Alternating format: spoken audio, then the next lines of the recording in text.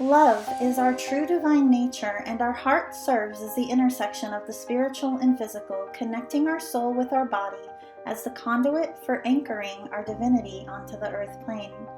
Embodying our divinity is the key to our ascension and to manifesting our highest destiny in this life. The teachings of the heart are alchemy. Join spiritual mentor and channel Jennifer Spohr each week on a sacred journey to lift the veil to remembering your divinity and meet other beautiful souls who are living the path of the awakened heart.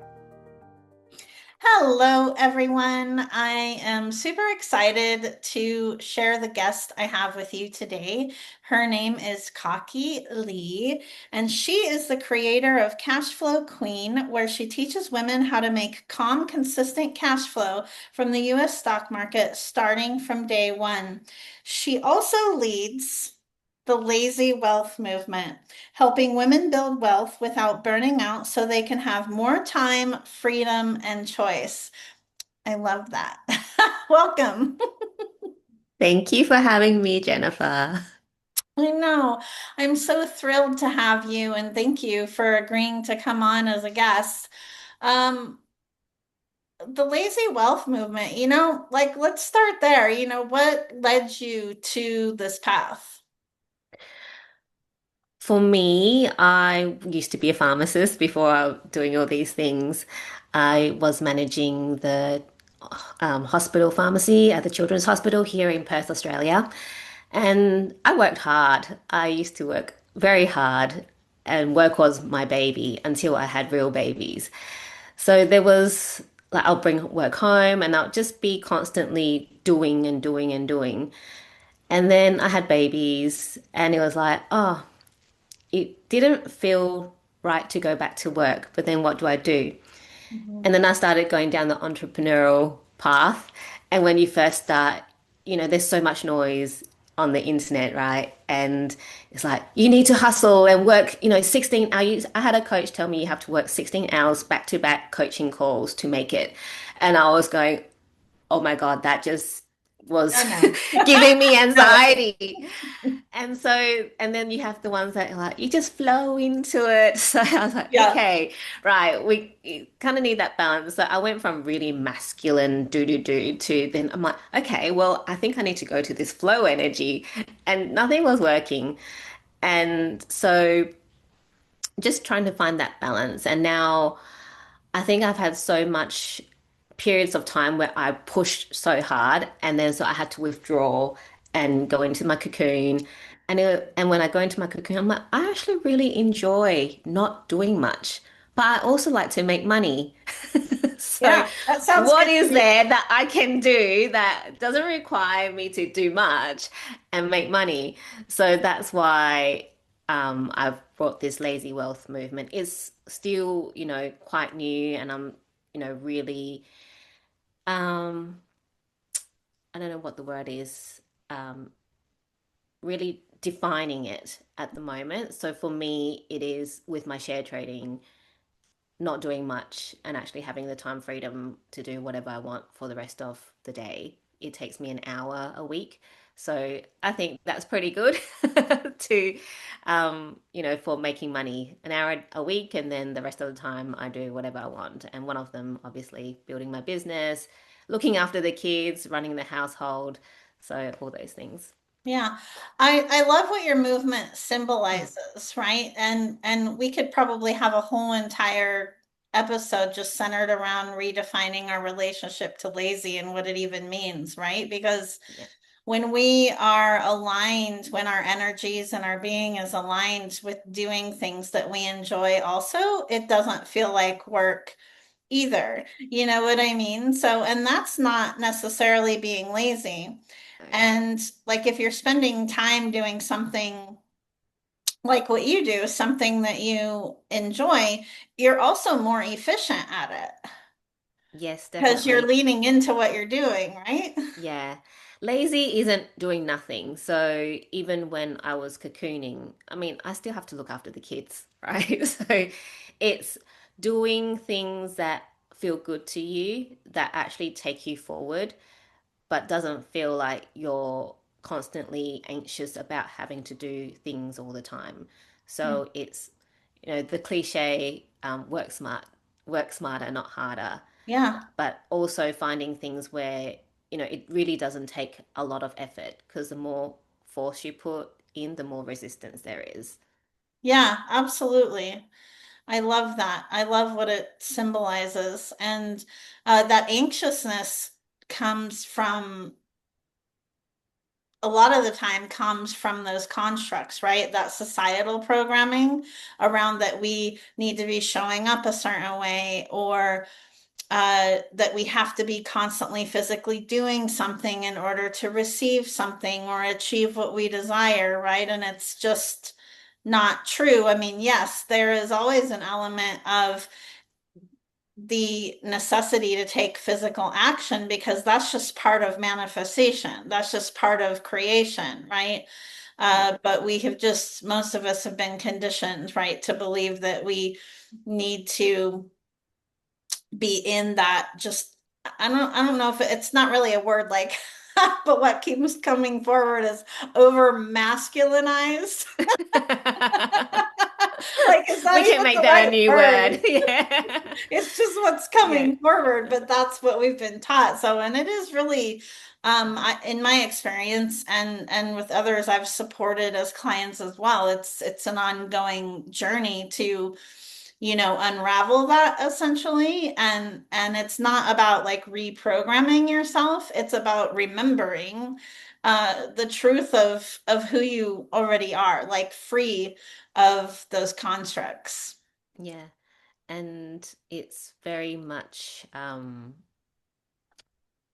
you're thinking about the self a lot of the time. So whenever you feel anxious, it's because you have put all these expectations and rules on yourself. Whereas I'm at the moment, my thing also with lazy wealth movement is finding that peace. I think we want to find peace while we're living, not when we rest in peace. Right? So people are like, rest in peace. I'm like, I want peace now. Like, Right. when You're can like, I I want find it that now. peace? So everything I do, it's like, okay, is it peaceful? I don't want to go into things having that anxiety. And even if I do work and I put it out there and I'm anxious about it, energy speaks very loudly and people can feel it. Hmm. Yeah, absolutely. Uh, I'm sure you have many talents, and we've connected a few times now. So I just really love your energy and your presence. And I would love for you to share more with us about, why money? Because, of course, money is fundamental, to the world that we live in, right? But you probably could have chosen a lot of paths. Why that one? I don't know. And that's okay too. We're all about real life here, so you don't have to. I I think growing up Chinese, you are brought up where money is put on a pedestal. We have a god of money. Like people pray to the god of money for money. So I think there's that aspect where money is such a big thing, it's a status symbol. It's, we need money to pay for things and survive and buy nice things and right. So I didn't really think I'll get into money. I'm a pharmacist, for goodness sake, right? So all this time I was helping patients with medication. And then I had children, and it was my second child that really brought me to this new way of share trading. I've always share traded. My dad was very much, if you want to get ahead in life, you need to invest. Don't work for someone else. You're going to keep working for someone else forever. If you invest, then you can get ahead of everyone else. So I'm like, okay. But share trading when I was young just didn't feel right because my dad was self taught. So it felt a bit more like gambling. Mhm. And then it was this new way of share trading where I'm like, oh, okay, I can spend an hour a week and I'm good. Like I don't need to go back to work. So when I went, okay, I've replaced my pharmacist income, Mhm. full-time pharmacist income. Wow. I went, I don't need to go back to work. Obviously, you need the capital, right? So you can start small and you can start big. But I was able to replace my income. So I went, okay, I don't need to go back to work. And actually, I went down the life coaching path. I had that calling. And, I think a lot of us who have gone down the life coaching path, or when they first start going, I'm going to be a coach, it's like, I want to save the world. And there's no niche, or there's no particular topic. It's just like, I want to save the world, I want to save everyone, but no one, you can't save anyone, everyone. no one, no Everyone one is no can, one. yeah. Unless that person wants to be saved, you can't save them, right? They can be drowning and you're like, I'll pull you up, and they still won't be pulled up because they don't want to be saved. So then I realized that people will have to look for it themselves. But going back, I just had this epiphany one day where I was like, oh, I should be teaching this to people. Like, there's so many women like me who are working so hard, and all they really want to do is work less so they have more time to do other stuff. Maybe, they're mums and they can't afford to not work to look after the kids. They have to go to work. But having this vehicle is something that will allow them to reduce their hours, or maybe even eventually replace their income, so that they can free up time to do what they actually want. So that's kind of what really then went, all right, let me marry life coaching, energy healing with money. So that's probably the beginnings of it. And then I did a whole scenic tour around and doing different things. And then I came back to teaching it again. So this is like my second round of teaching share trading. Yeah. Tell us more, if you can, about your process, Process of, about your work, like how you work with clients. You're currently working primarily in private practice, right?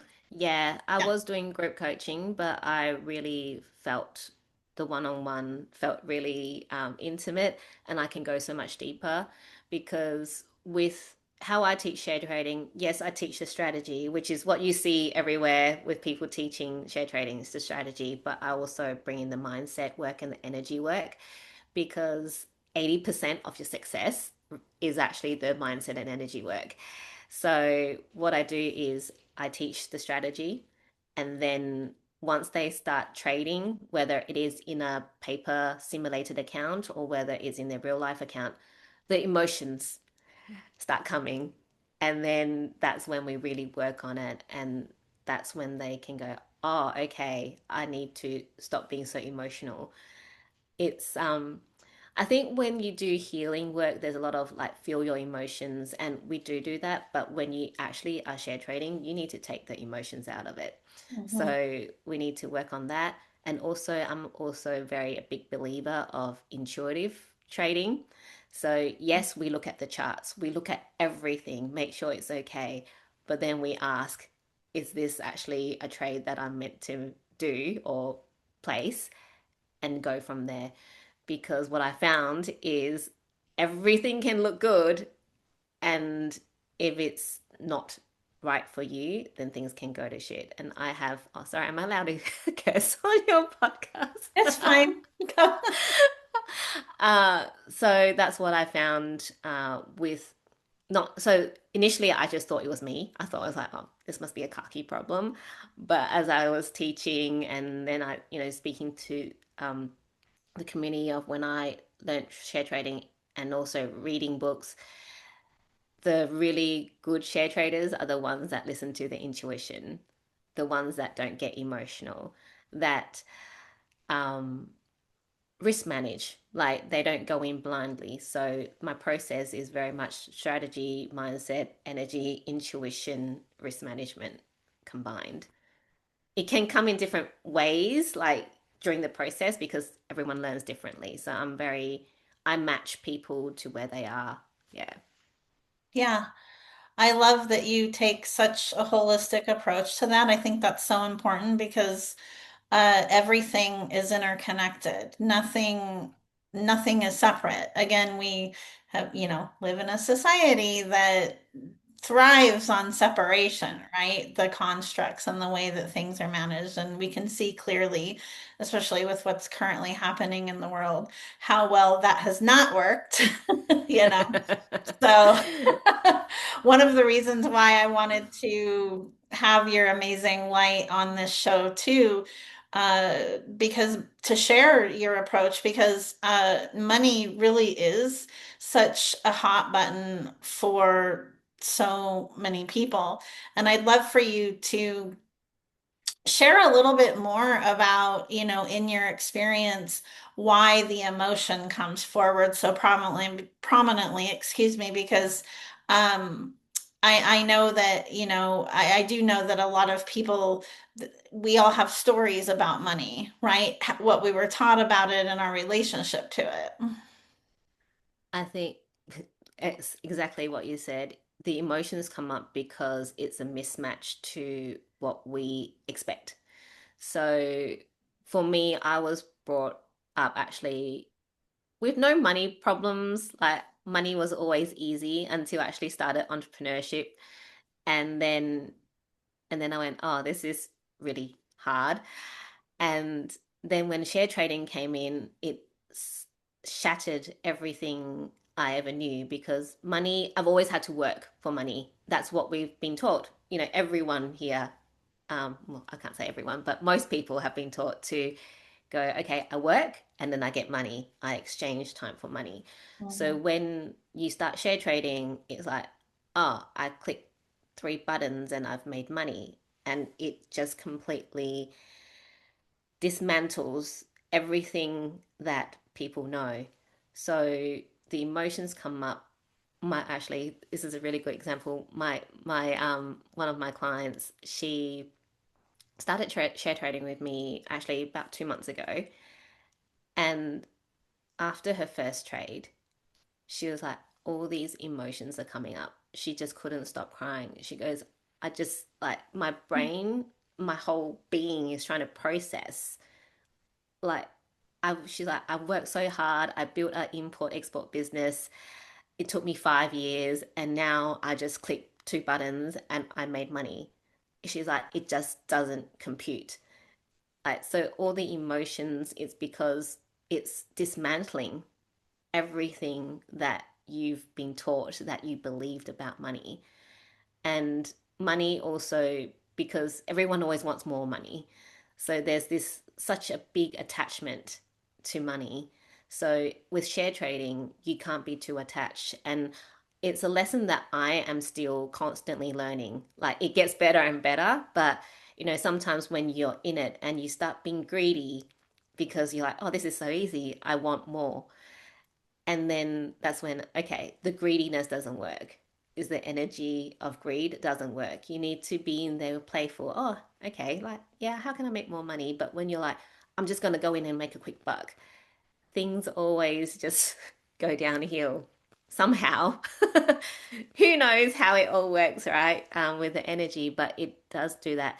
And for me lately, it's that attachment piece, going into a trade and being attached to it because oh, if I come out of it, I might, make a loss. But going out of it earlier is better than, you know, going out later. So it's that attachment where money is such is has holds so much importance in everyone's lives because they make it such a big deal. Like as I said, we put money on a pedestal. So that's where all the emotions come in. Yeah. So Yeah. what I'm hearing is in order to uh ensure a higher probability of success, right? Like really reflecting on your relationship to money as a whole, any stories that you're holding around it and your approach to how to create it, how to receive it is really important going into this. Very, very, Yeah. very important. Yeah. Yes. I Yeah. feel that. How This is a big question. I would love to know. She's like, uh-oh. How has your own journey of spirituality, personal development, and also being an entrepreneur changed your own relationship with money and wealth? Yeah. So when I was a pharmacist, everyone around me was like, oh, Kaki and Terry, my husband, oh, they're doing so well. They've got multiple investment properties and, they're both in high paying jobs. And, people were like, oh, they're doing so well. So for me, I think there was that bit of ego. I'm like, yeah, I am doing better than my peers, looks like, right? Um, so for me, it was a status symbol. And so I didn't realize it, but I had so much attachment to money. Um, so so that was me before.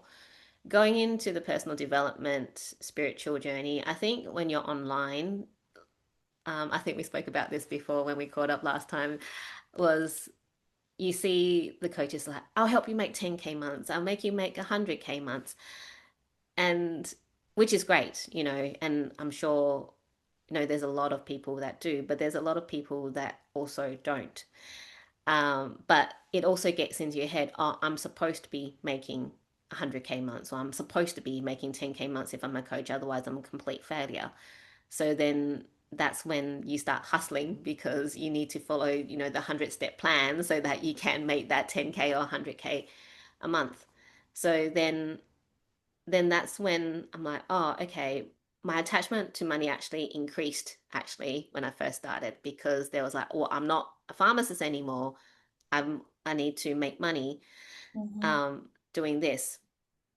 And as I started going on, I learned more about money energy and, manifestation, and also the um, relationship with self. And a lot of it is to do with safety. And most people don't feel safe with money, especially women. Women tend to give away their power when it comes to money. So if they're in a relationship, a lot of times that, even if the woman is working and making money, their finances might be together, but they will still hand off, the household finances to their husband to take care of. Or they just make money, they don't know where it goes, and they don't think about it. Financial literacy is a big part of it because we don't actually get taught that at school. It's something that you have to learn yourself if you want to learn it. So yeah, so as I was going, then it was 2022 was the big moment for me where we sold our with COVID and everything happening. We went, oh, let's reduce our risk. My husband wasn't working at that time, so we went, let's sell our houses. And it was a big moment because we actually started from scratch again at 40. 2022 was when the year that both of us turned 40, and it was like all the money that we made before just went out the window. It was partly circumstantial, environmental, but also decisions. We could have made different decisions, but for our family at that time, that was the best decision. And it was like a dissolving of everything that we knew, that we believed in. So that was very much when really my relationship with money changed, because that required a lot from me spiritually, personally, to not fall into a heap, to not go into the dark spirals. And that was like, then it was, okay, how do we rebuild? We've done it before, we can do it again. We've had the share trade, I had the share trading before then, but because of that, I had to pull money out when it was the worst time to pull money out. So we took a loss. And that also was a big hit for me because I felt like a failure. I'm like, I wasn't doing so well in the stock market. Like, what happened? But because it was just the wrong time to pull things out. Um, so, yeah, so that was a lot of work in that part of my life to rebuild. And now we are rebuilding and everything's, back on track. But now I'm a lot more detached to money. I don't see it as a status symbol anymore. And I'm a lot more conscious about how I spend it as well. Not because I'm afraid I won't have money, but more because now I'm aligning to my values. So spending money according to my values. Yeah, that's such sage advice. What else would you want to share for someone in terms of a single action or posture that would best support them in realigning their relationship to money? Mm. I think the first step, probably there's two steps. The first step is really getting clear on where you are with money. A lot of people are too scared to actually sit down and look at what Mm-hmm. assets they have. So the first thing really is to go, where am I right now? Like, what is it that I have? And actually, that's probably the second step. The first step is knowing what you want, Mm-hmm. because there's lot of people that go, I want this. Okay, well, how much is that actually going to cost you? Is it like, if you need $10 million and you make $100,000 a year now, okay, there's a big gap there. Mm-hmm. And then, right, then you look at what you have. Then you go, what can I do to bridge the gap? Yeah. Thank you But for sharing that. yeah. So, because I see the books behind you, I also want to mention, in addition to your trading work, right? You've also co-authored several best-selling books. Tell us a little more about those. Yeah, so I've been in four collaborative books. Three of them, um, the first one is called Uncensored, Untamed, Unleash, and that was my first one. I didn't even know what collaboration or multi-author books were at the time. I had a podcast back then. I interviewed the publisher, and the next day she sent me an email. She's like, that was one of the best interviews. I'd love to invite you into this book. And I'm going, okay, I remember getting goosebumps and just tingles all over my body when I got the email. So I said yes. And from that, the next book, Prosperity Codes, one of the authors from the first book went, oh, would you like to be in this? I'm like, sure. And then the third one's The Awakened Feminine. So that was what my old podcast was called. And that was a collaboration between me and the publisher where I went, oh, I felt this deep call to create a book. So we collaborated. And then Badass Asian Women is actually under my own publishing company, where I gathered um, nine badass Asian women to share their stories. So I every single story is very different, but I'm very proud of what I've produced and shared. It's not easy sharing stories, as you would know, is a very healing process, but also like, oh my gosh, am I going to tell the world this process? Absolutely. Yeah, I agree. I've also co-authored a couple of books and yeah, absolutely. Especially the first time that I shared my story and I shared a part of my story that wasn't being shared up to that point, right? Yeah, Because everyone always would ask me about my origin story in the context of how did I transition from my prior life and a different career to moving into this mission work, right? This higher calling.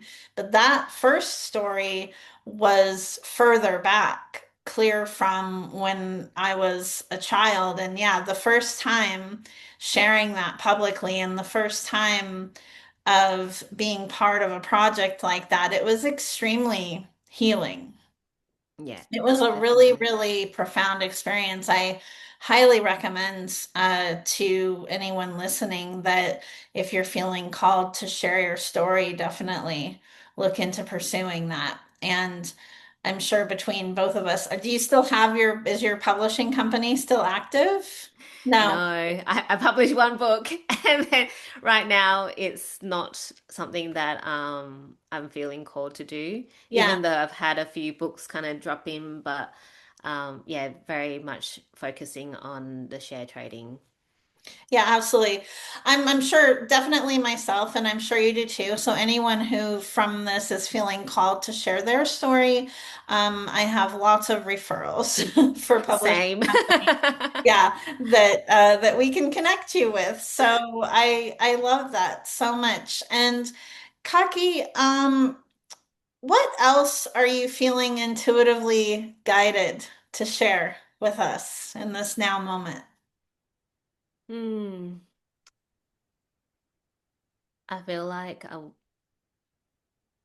to remind people to really start investing or start looking, or if not investing, another source of income. Because I think from what COVID really taught us, I always remind people that is that you can't have a single source of income. When you have a single source of income, if that shuts down, you have nothing. So whether it's investing, finding something, a side hustle, whatever it is so important to have multiple streams. But I always say to people, you have to, have that solid one stream before working on your other ones, because if you don't even have one stream, then you're kind of like just having little bits here and there, and the energy is a bit scattered. So, one thing at a time. I used to be a very big on like multitasking and doing all the things, but now it's like, okay, you've got your one stream of income. What else can you add, and what else can you add after? Don't scatter your energy. Yeah. Thank you for that. And for those who are feeling guided to connect with you more deeply about, your work, where is the best place for them to go?